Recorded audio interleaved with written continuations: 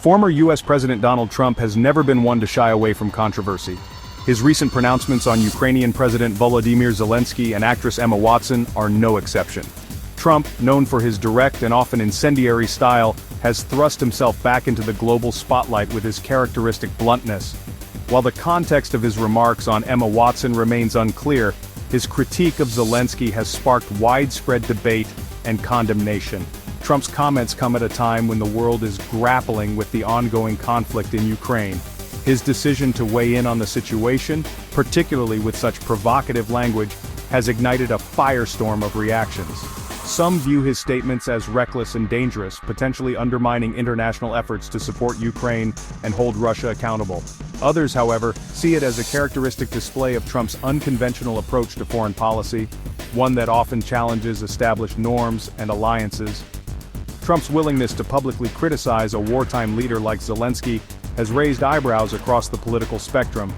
His comments have been met with a mixture of condemnation, concern, and, in some quarters, cautious support. The former president's words carry weight both domestically and internationally, and his pronouncements on the Ukraine conflict have the potential to influence public opinion and policy decisions. As the world tries to make sense of Trump's latest pronouncements, one thing is certain: the maverick of American politics is back, and he's not afraid to ruffle some feathers. Trump's criticism of Zelensky has been particularly pointed, going as far as labeling the Ukrainian leader a dictator. This accusation, leveled at a president leading his country through a brutal war, has been met with widespread condemnation. Trump has also accused Zelensky of starting the war with Russia, a claim that has been debunked by international observers and intelligence agencies worldwide. Adding fuel to the fire, Trump has questioned Zelensky's approval ratings, claiming they are as low as 4%. This assertion directly contradicts polls conducted by reputable organizations like the Kiev International Institute of Sociology, which show Zelensky's approval ratings at a significantly higher level. Trump's decision to publicly cast doubt on Zelensky's legitimacy as a leader, particularly during a time of war, has been interpreted by many as a reckless and irresponsible move. Trump's attacks on Zelensky extend beyond his wartime leadership, reaching back to the Ukrainian president's past career as an entertainer. Trump has dismissively referred to Zelensky as a modestly successful comedian, seemingly attempting to undermine his credibility as a head of state. This line of attack, while perhaps intended to resonate with Trump's base, has been widely criticized as being insensitive and disrespectful to the Ukrainian people and their chosen leader. Trump's comments have not gone unnoticed on the international stage. Leaders from Australia, Europe, and the United States have been quick to condemn his remarks and reiterate their unwavering support for Ukraine. Former Australian Prime Minister Tony Abbott, a staunch conservative, called Trump's view a fantasy land and emphasized that Russia was the aggressor in the conflict. Similarly, German Chancellor Olaf Scholz condemned Trump's statements as wrong and dangerous, highlighting the international consensus on Russia's culpability. Within the United States, Trump's comments have been met with a mix of rebuke and cautious silence.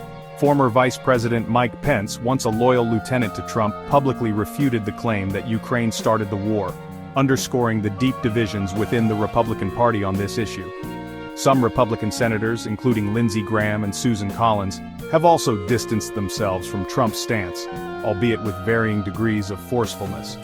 Trump's comments come amidst ongoing U.S.-Russia talks, which have been met with skepticism and concern from Ukraine and its allies. Trump has praised these talks, particularly those held in Saudi Arabia, as a big step towards peace. However, the exclusion of Ukraine from these discussions has raised alarm bells, with many viewing it as a dangerous concession to Russia. Zelensky himself has criticized the talks, stating that any negotiations regarding Ukraine's future should include Ukraine at the table. Adding another layer of complexity to the situation is Trump's plan to revive a previously rejected deal concerning Ukraine's rare earth mineral reserves. Under this proposal, the United States would gain control of 50% of Ukraine's rare earth minerals in exchange for past aid provided to the war-torn country. Zelensky has confirmed the U.S. demand, but has vehemently rejected the offer, stating that he would not sell our state for any price.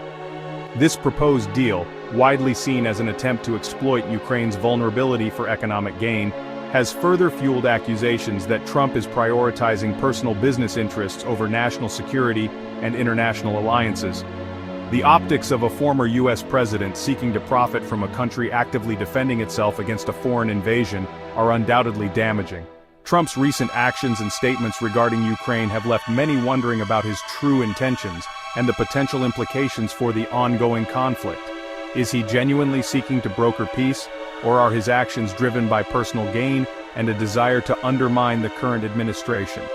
Only time will tell what impact, if any, Trump's interventions will have on the situation in Ukraine. However, one thing is certain: his willingness to challenge the status quo and his unpredictable nature will continue to keep the world on edge.